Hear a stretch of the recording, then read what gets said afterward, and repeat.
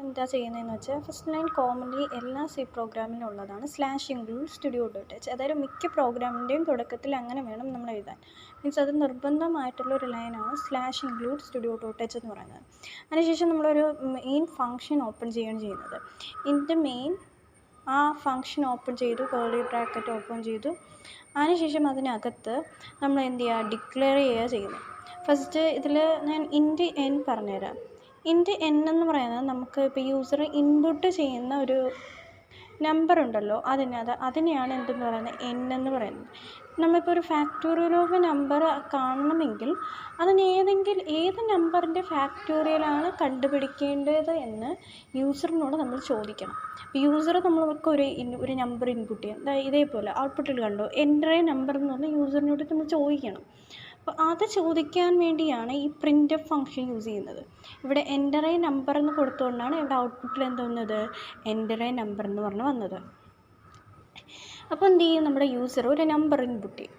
Okay, ആ നമ്പറിനെ നമുക്ക് എന്ത് ചെയ്യണം, നമ്മുടെ കമ്പ്യൂട്ടറിന് മനസ്സിലാവത്തില്ല. അപ്പോൾ 5 എന്ന് പറഞ്ഞൊരു നമ്പർ ഇൻപുട്ട് ചെയ്ത് കഴിഞ്ഞാൽ കമ്പ്യൂട്ടറിന് അതിന് എന്ത് ഇൻറ്റീജർ ആണെന്നോ അത് ഏത് പൊസിഷനിലാണെന്നോ ഒന്നും മനസ്സിലാവത്തില്ല. അപ്പോൾ കമ്പ്യൂട്ടറിന് പറഞ്ഞു കൊടുക്കണം. അതിന് വേണ്ടിയാണ് നമ്മൾ എന്ത് ചെയ്യുന്നത്, സ്കാൻഎഫ് ഫംഗ്ഷൻ യൂസ് ചെയ്യുന്നത്. സ്കാൻഎഫ് ഫംഗ്ഷൻ യൂസ് ചെയ്യുന്ന സമയത്ത് നമ്മൾ %d എന്ന് കൊടുക്കുന്നത് എന്തുകൊണ്ടാണെന്ന് വെച്ചാൽ നമ്മുടെ നമ്പർ എന്താണ്, ഇൻറ്റീജറാണ്. എന്നാൽ ഇൻറ്റ് n എന്നാണ് കൊടുത്തേക്കുന്നത്, കണ്ടില്ലേ, ശ്രദ്ധിച്ചു, ഇൻറ്റ് n എന്നാണ് കൊടുത്തേക്കുന്നത്. നമ്മുടെ നമ്പർ എന്താണ്, ഇൻറ്റീജറാണ്. ഓക്കെ, ഇൻറ്റീജർ നമ്പേഴ്സ് എന്ന് പറയുന്നതാണ് 1, 2, 3 പോലുള്ള നമ്പേഴ്സ്. നമ്മുടെ ഇവിടെ ഫാക്ടോറിയൽ കണ്ടുപിടിക്കുന്ന സമയത്ത് നമുക്ക് എന്താ, ഇതേപോലുള്ള ഇൻറ്റീജർ നമ്പേഴ്സിൻ്റെ ഫാക്ടോറിയലാണ് വേണ്ടത്. പിന്നെ യൂസർ ഇൻപുട്ട് ചെയ്യുന്നതും ഇൻറ്റീജർ നമ്പർ ആയിരിക്കും മിക്ക സമയത്തും. സോ അതുകൊണ്ടാണ് നമ്മൾ എന്താ ഇൻറ്റ് യൂസ് ചെയ്യുന്നത്.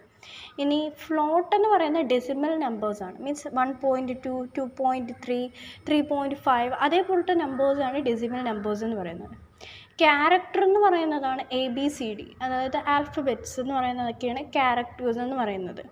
സ്ട്രിങ് എന്ന് പറയുന്നതാണ് ക്യാറ്റ്, ഒരാളുടെ നെയിം, അതെല്ലാം എന്താണ്, സ്ട്രിങ് ആണ്. ഇപ്പോൾ ഇൻറ്റീജേഴ്സിന് നമ്മളെന്താ %d കൊണ്ടാണ് സ്കാൻ ചെയ്യുന്നത്. ഈ ഫ്ലോട്ടിനെയൊക്കെ നമ്മളെന്താ %f കൊണ്ടാണ് എന്ത് ചെയ്യുന്നത്, സ്കാൻ ചെയ്യുന്നത്. ക്യാരക്ടറിന് %c കൊണ്ടാണ് സ്കാൻ ചെയ്യുന്നത്. ഓക്കെ, ഇപ്പോൾ ഇവിടെ ആംപ്രസൻറ്റ് n എന്ന് കൊടുത്തിരിക്കുന്നതെന്ന് വെച്ചാൽ നമ്മൾ നമ്പറിനെ എന്തായിട്ടാണ്, n ആയിട്ടാണ് ഡിക്ലെയർ ചെയ്തേക്കുന്നത്. അതുകൊണ്ടാണ് ഇവിടെ n കൊടുത്തേക്കുന്നത്. നമുക്ക് എന്ത് ഇട്ട് വേണമെങ്കിലും നമ്പറിനെ ഡിക്ലെയർ ചെയ്യാം. വേണമെങ്കിൽ നമ്പർ ഇട്ട് ഡിക്ലെയർ ചെയ്യുന്ന അത് തന്നെ ഇവിടെ എന്ത് ചെയ്യണം, സ്കാൻ ചെയ്താൽ മതി. ഓക്കെ, അപ്പോൾ ഇവിടെ എന്തിട്ടും ഡിക്ലെയർ ചെയ്യാം, നമ്പർ ഇട്ട് ഡിക്ലെയർ ചെയ്യാം, a ഇട്ട് ഡിക്ലെയർ ചെയ്യാം. പക്ഷേ ഇവിടെ രണ്ടും ഒരേ വാല്യൂ തന്നെ. ഇപ്പോൾ a ആണ് ഇവിടെ കൊടുക്കുന്നതെങ്കിൽ ഇവിടെയും a കൊടുക്കണം, നമ്മാണ് ഇവിടെ കൊടുക്കുന്നതെങ്കിൽ നമ്മേനെ ഇവിടെ കൊടുക്കുക. ഇവിടെ നമ്മൾ സത്യം പറഞ്ഞാൽ ഇവിടെ ഡിക്ലെയർ ചെയ്യുന്നത് ഈ പ്രോഗ്രാമിനകത്ത് യൂസ് ചെയ്യുന്ന എല്ലാ വേരിയബിൾസുമാണ് നമ്മൾ ഇവിടെ കൊണ്ട് ഡിക്ലെയർ ചെയ്യുന്നത്. ഓക്കെ, അപ്പോൾ ഇവിടെ നമ്മൾ ഈ നമ്പറിന് യൂസ് ചെയ്ത വേരിയബിൾ എന്നാണ്, അതുകൊണ്ടാണ് ഇവിടെ വന്ന് ഡിക്ലെയർ ചെയ്തത്. ഓക്കെ, അതിനുശേഷം നമ്മൾ ഇനി അടുത്ത ലൈനാണ് നമ്മുടെ ഫോർ ലൂപ്പ്. ഈ ഫോർ ലൂപ്പ് എക്സ്പ്ലെയിൻ ചെയ്യുന്നതിന് മുമ്പ് നമ്മൾ റിസൾട്ട് എന്താണെന്ന് ആദ്യം അറിയണം. റിസൾട്ട് എന്ന് പറയുന്നത് നമുക്കിപ്പോൾ ഒരു ഫാക്ടോറിയൽ ഉണ്ടല്ലോ, ഈ ഫാക്ടോറിയലിന് ഔട്ട്പുട്ടിൽ വരണമെങ്കിൽ അതിന് റിസൾട്ട് ഈ ഫാക്ടോറിയലിനെ സ്റ്റോർ ചെയ്യണ്ടേ. നമ്മുടെ ഫാക്ടോറിനെ എങ്ങനെയെങ്കിലും ഏതെങ്കിലും ഒരു വേരിയബിളിനകത്ത് വേണം നമ്മൾ സ്റ്റോർ ചെയ്യാൻ. കാരണം ഇപ്പോൾ നമ്മൾ നമ്പറിനെ ഒരു വേരിയബിളായിട്ടുള്ള എന്നിൽ സ്റ്റോർ ചെയ്തു. അതുപോലെ തന്നെ ഫാക്ടോറിയൽ എന്ന് പറയുന്നത് നമ്മുടെ ഔട്ട്പുട്ടിനെ, അതായത് ഈ ഫാക്ടോറിയൽ എന്ന് പറയുന്ന ഈ 120 എന്ന വാല്യൂവിനെ സ്റ്റോർ ചെയ്യണം എന്തിനെങ്കിലും അകത്ത്. അതിന് വേണ്ടിയാണ് ഈ റിസൾട്ട് എന്ന വേരിയബിൾ യൂസ് ചെയ്യുന്നത്. ഈ റിസൾട്ടിന് എന്തുകൊണ്ട് 1 എന്ന് കൊടുത്തു അത് ഞാൻ ഇനി പറയാം. അപ്പോൾ ആദ്യം അത് എന്തുകൊണ്ട് ഞാൻ 1 എന്ന് കൊടുത്തെന്ന് അറിയണമെങ്കിൽ നമ്മൾ ഫാക്ടോറിയൽ എന്താണെന്ന് അറിയണം. ഫാക്ടോറിയൽ എന്ന് വെച്ച് കഴിഞ്ഞാൽ ഇപ്പോൾ 5 എന്ന് പറയുന്ന ഒരു നമ്പറിൻ്റെ ഫാക്ടോറിയൽ കാണാൻ പറഞ്ഞാൽ ഇങ്ങനെയാണ് കണ്ടുപിടിക്കുന്നത്. 5 മുതൽ 1 വരെയുള്ള നമ്പേഴ്സിനെ ഇൻറ്റു ചെയ്ത് കിട്ടുന്നതായിരിക്കും 5ൻ്റെ ഫാക്ടോറിയൽ. ഇങ്ങനെ എഴുതാം, വേണമെങ്കിൽ 1 മുതൽ 5 വരെയുള്ള നമ്പേഴ്സിനെ ഇൻറ്റു ചെയ്യുന്നു എന്നും എഴുതാം.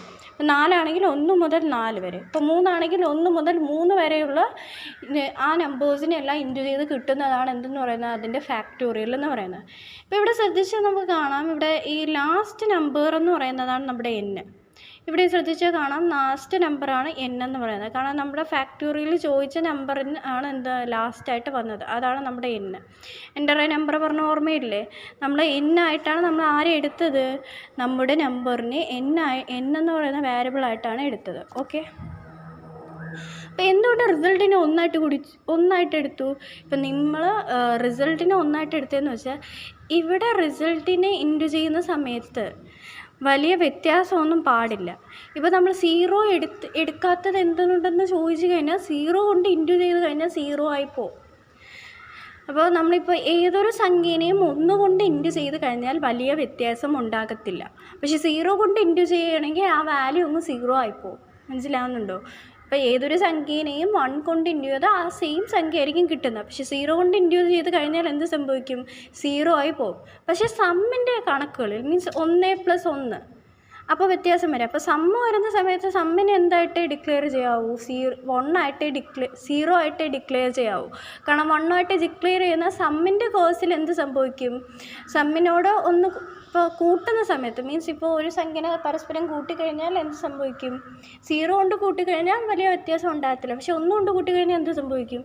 വ്യത്യാസം ഉണ്ടാവും, ഒരു വാല്യൂ കൂടും. പക്ഷേ ഇവിടെ ഇൻറ്റു ചെയ്യുന്ന സമയത്ത് 0 കൊടുക്കാൻ പറ്റില്ല. 0 കൊണ്ട് ഇൻറ്റു ചെയ്താൽ ആ നമ്പർ അങ്ങ് 0 ആയി പോകും, വാല്യൂ അങ്ങ് 0 ആയി പോകും. സോ 1 കൊണ്ട് ഇൻറ്റു ചെയ്താൽ ആ സെയിം നമ്പർ ആയിരിക്കും മൾട്ടിപ്ലിക്കേഷനിൽ. അതുകൊണ്ടാണ് നമ്മൾ എന്ത് ചെയ്യുക? റിസൾട്ടിനെ 1 ആയിട്ട് ഡിക്ലെയർ ചെയ്തത്. പിന്നെ ഞാൻ പറഞ്ഞു ഇവിടെ നമ്മൾ I എന്ന് പറയുന്നൊരു വാരിയബിൾ, ഈ I എന്ന് പറയുന്ന വാരിയബിൾ എന്താണ് നിങ്ങൾക്ക് ഡൗട്ട് വരും. I എന്ന് പറയുന്ന വാരിയബിളാണ് ഈ 1 എന്ന് പറയുന്നത്. ഈ 1നെ നമുക്ക് I ആയിട്ട് എടുക്കാം. മനസ്സിലായോ? ഈ 1നെ I ആയിട്ട് എടുക്കുന്നു. അതുകൊണ്ടാണ് ഈ Iനെ ഞാൻ ഇവിടെ എടുത്തിട്ടുണ്ട്. ആ Iനെ ഞാൻ പറഞ്ഞു ഈ പ്രോഗ്രാമിനകത്ത് യൂസ് ചെയ്യുന്ന എല്ലാം നമ്മൾ എന്ത് ചെയ്തിരിക്കണം? ഇവിടെ ഡിക്ലെയർ ചെയ്തിരിക്കണം. അതുകൊണ്ടാണ് ഇവിടെ I കൊണ്ട് ഡിക്ലെയർ ചെയ്തിരിക്കുന്നത്. ഇനി ഫോർ ലൂപ്പിനകത്ത് I = 1 എന്ന് കൊടുത്തേക്കുക. I = 1 എന്ന് കൊടുത്ത് എന്തിനാണ് I = 1 എന്ന് കൊടുത്തേക്കണ്ട? ഇത് ശ്രദ്ധിച്ച് നോക്ക്. n ആണ് ഈ 5 എന്ന് പറയുന്നത്. I എന്ന് പറയുന്നത് എന്താ? ആദ്യത്തെ വാല്യൂ. ഫോർ ലൂപ്പിനകത്ത് ഇതെന്താ? സ്റ്റാർട്ടും ഇത് സ്റ്റോപ്പുമാണ്. അപ്പോൾ സ്റ്റാർട്ടിങ്ങിലുള്ള വാല്യൂ ആയിട്ടുള്ള 1 എന്ന് പറയുന്നത് ആണ് നമ്മൾ I ആയിട്ട് എടുത്തത്. ഓക്കെ, സ്റ്റാർട്ടിങ്ങിലുള്ള 1നെയാണ് നമ്മൾ എന്താണ് I ആയിട്ട് എടുത്തത്. അതുകൊണ്ടാണ് I = 1 എന്ന് കൊടുക്കുന്നത്.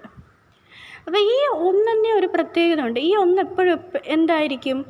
n-നേക്കാൾ. I എന്ന് പറയുമ്പോൾ ഇങ്ങനെ മാറിക്കൊണ്ടിരിക്കും കേട്ടോ.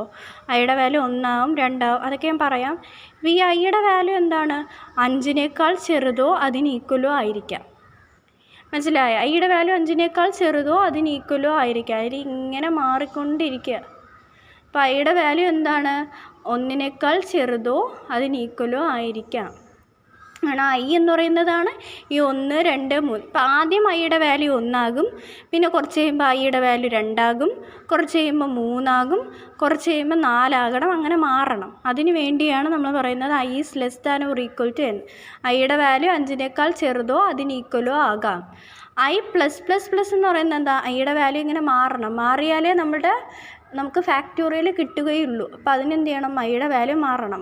എത്ര വെച്ച് മാറണം? 1 വെച്ച് കൂടി വരണം. അതിന് വേണ്ടിയാണ് I++ എന്ന് കൊടുക്കുന്നത്. അപ്പോൾ എന്ത് പറ്റും? 1 വെച്ച് കൂടി 2 ആകും, 2 വെച്ച് കൂടി 3 ആവും, അങ്ങനെ ആവാൻ വേണ്ടിയാണ് I++ കൊടുക്കുന്നത്. Iയുടെ value less than or equal to n. മനസ്സിലായോ? എന്ന് പറയുന്നത് എന്താണ്? 5-നേക്കാൾ ചെറുതായിരിക്കണം Iയുടെ വാല്യൂ, അല്ലെങ്കിൽ അതിന് ഈക്വൽ ആയിരിക്കണം. അതിനേക്കാൾ കൂടുതലാകാൻ പാടില്ല, നമ്പറിനേക്കാൾ കൂടുതലാകാൻ പാടില്ല. അതിന് വേണ്ടിയാണ് ഈ ലാസ്റ്റ് ഇത് എൻഡാണ്. ഓക്കെ, ഇനി ഈ ഫോർ ലൂപ്പിനകത്ത് റിസൾട്ട് = I. അപ്പോൾ ഇതെങ്ങനെയാണ് വരുന്നതെന്ന് നോക്കിക്കോ. നമ്മുടെ ആദ്യം ആ ഇക്വേഷനെ ഇവിടെ എഴുതുകയാണ്. ഇപ്പോൾ റിസൾട്ട് എന്ന് പറയുന്നത് 1 ആയി. റിസൾട്ട് എന്ന് പറയുന്നത് എന്താണ്? നമുക്ക് റിസൾട്ട് നമ്മൾ ആദ്യം 1 ആയിട്ട് ഡിക്ലെയർ ചെയ്തു. അതുകൊണ്ട് നമ്മൾ എന്ത് ചെയ്യുന്നു? 1 എഴുതുന്നു. Iയുടെ വാല്യൂ തുടക്കത്തിൽ എത്രയാണ്? 1 ആണ്. അപ്പോൾ അതിവിടെ എഴുതുന്നു. അപ്പോൾ നമുക്ക് ഇവിടെ എത്ര കിട്ടും? 1 കിട്ടും. അപ്പോൾ 1 × 1 1 കിട്ടും. അതിനുശേഷം അടുത്തതിലെ റിസൾട്ട് എന്ന് പറയുന്നത് ഇനിയുള്ള റിസൾട്ട് ഇതാണ് അടുത്ത റിസൾട്ട്. അപ്പോൾ ഇവിടെ 1 എഴുതുന്നു. പിന്നെ Iയുടെ വാല്യൂ എന്താണ്? 1 ആണ്. 1 എന്ന് പറയുന്നത് 2-നേക്കാൾ ചെറുതോ അതിന് ഈക്വലോ ആണ്. കണ്ടീഷൻ ട്രൂ ആയി. ഇവിടെ Iയുടെ വാല്യൂ എന്താവുന്നു? ഒരു വാല്യൂ ഇൻക്രിമെൻ്റ് ആവുന്നു. അപ്പോൾ Iയുടെ വാല്യൂ ഇൻക്രിമെൻ്റ് ആവുന്ന സമയത്ത് 1നോട് 1 കൂട്ടുമ്പോൾ 2 ആകുന്നു. അപ്പോൾ 1 × 2 ആയി മാറുന്നു. അപ്പോൾ എന്തായി? 2 കിട്ടി. പിന്നെ അടുത്ത റിസൾട്ട് എന്താ? 2 ആണ്. 2 × 3 ആണ്. കാരണം ഇവിടെ എന്ത് ചെയ്യുക? ഒരു വാല്യൂ ഇൻക്രിമെൻ്റ് ആയി 3 ആയി. അപ്പോൾ എന്തായി 6 കിട്ടി. പിന്നെ 6 × 4, കാരണം ഒരു വാല്യൂ ഇൻക്രിമെൻ്റായി, ഐയുടെ വാല്യൂ ഇൻക്രിമെൻ്റായി 4 ആയി. അപ്പോൾ എന്തായി 24 കിട്ടി. പിന്നെ ഐയുടെ വാല്യൂ എന്തായി ഇൻക്രിമെൻ്റായി എന്താ, അപ്പോൾ നമ്മൾ നോക്കണം ഐയുടെ വാല്യൂ നമ്മൾ ശ്രദ്ധിക്കണം. ഐയുടെ value less than or equal to n ആണോ, നമ്മളിപ്പോൾ ഇൻപുട്ട് ചെയ്യുന്ന 5 ആണെന്ന് വിചാരിച്ചോ, 5 ആണെങ്കിൽ 5ൻ്റെ വാല്യൂവിനേക്കാൾ ഈക്വൽ അല്ലേ 5. അപ്പോൾ ഈ കണ്ടീഷൻ ട്രൂ ആയതുകൊണ്ടാണ് ഇവിടെ വരെ പോയത്. 24 × 5 120 കിട്ടും.